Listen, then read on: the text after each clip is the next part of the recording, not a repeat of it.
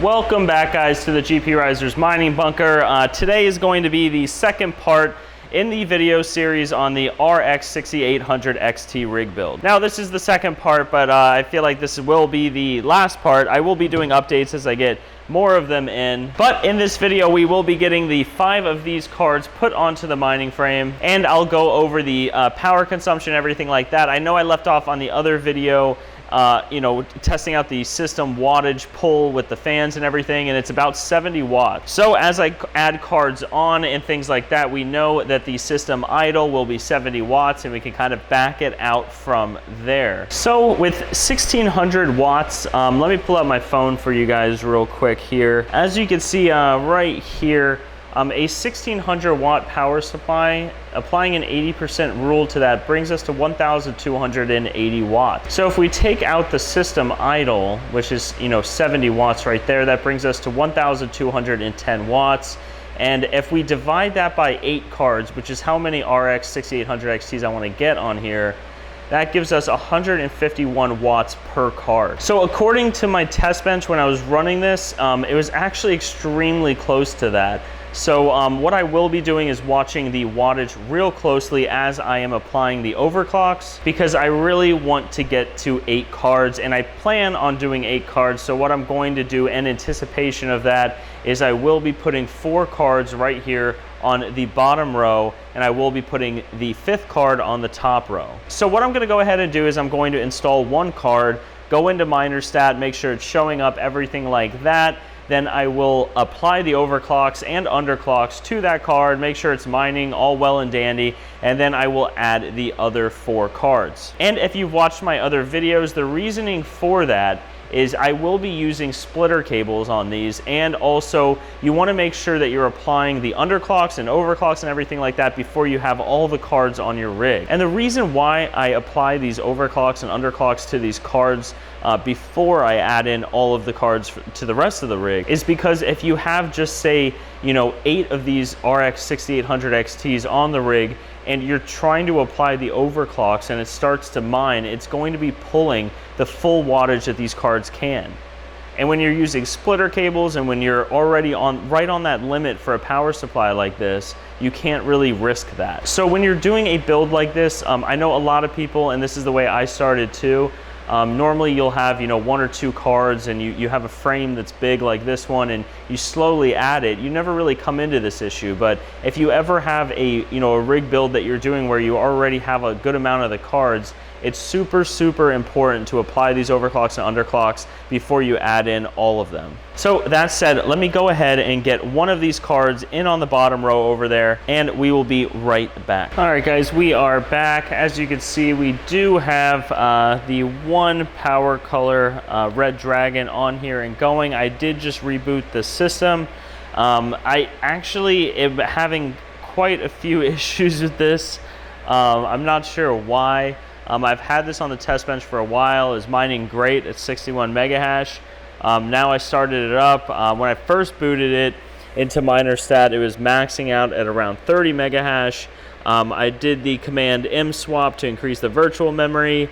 That did fix it. I got it up to around 58, 59, and I've been messing around with overclocks to get it past that 60 mega hash mark, and I've been having nothing but issues. So that said, I am still messing around with the overclocks. If I get it back to that 58, 59 range, I'm likely going to keep it there until I can get some better overclocks. So please, if you guys have some good overclock numbers for the 6800 XTs, please drop a comment down below. I've looked up a couple of things on forums, the Red Panda Mining Google Doc sheet, everything like that just does not seem to be working for me. So if you guys have any numbers, that'd be absolutely fantastic. But other than that, I'm gonna go ahead and apply the same settings that I had on here to get the 58 mega hash. And once that is stable and going, I will go ahead and get these other 4 up and going. So that said, let me go ahead and do all of that, and then we'll be right back. All right, guys, I am booting the rig back up. As you can see, I do have 4 cards here. I've been totally stumped as to why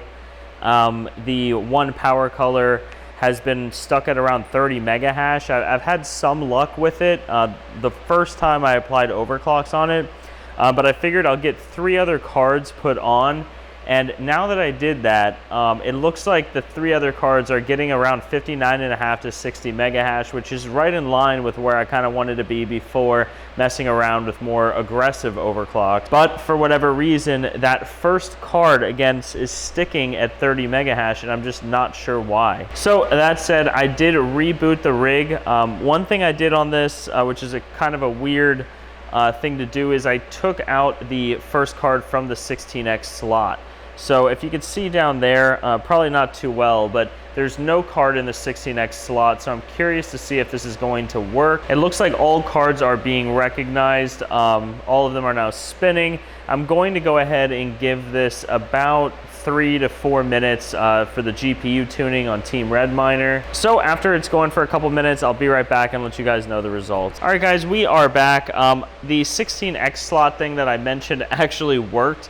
We are getting 59 mega hash on that card now, and all the other cards are getting right around, I want to say 59, and some all the way up to 62 mega hash. So I'm really happy with these numbers so far. So with all of that said, let me go ahead and get the last MSI Gaming Trio put up on the top row there, and we'll be right back to talk a little bit more about this build. All right, guys, as you can see, we only have 4 cards running. Since the last clip that you guys saw, it's been about an hour and a half. I cannot for the life of me get this 5th card running. Now, I've tried swapping everything hardware-wise. None of that was the issue. I updated the BIOS. I set the default settings in the BIOS. I looked for any kind of 4G decoding. I know sometimes when you go above 4 cards, there starts to be some issues. This motherboard is an ASRock H110 Pro BTC. This is a mining motherboard. It shouldn't really have any kind of settings that you need to change to have 12 or 13 GPUs running. Still, to this point, I cannot have something in the 16X slot. Before I built this rig, this motherboard was on a 3070, a 6-card 3070 Ti rig. However, I did move that rig to the back of the bunker to free up some space, so I truly have no idea what's going on. I can't get a video signal even as soon as this card is connected. It's super weird, I have no idea, but it's getting super late here in the bunker, so I am gonna go ahead and leave this rig on with just the 4 cards running. I'm going to do a little bit of research.